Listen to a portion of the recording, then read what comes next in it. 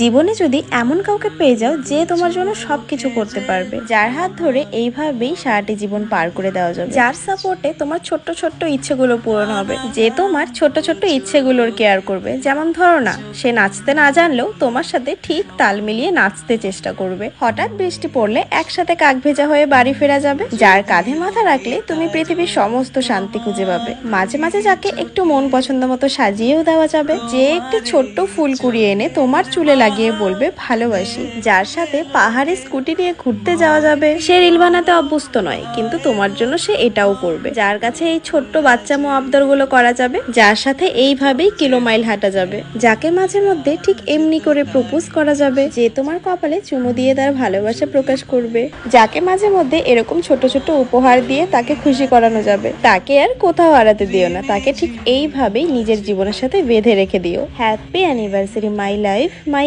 Everything.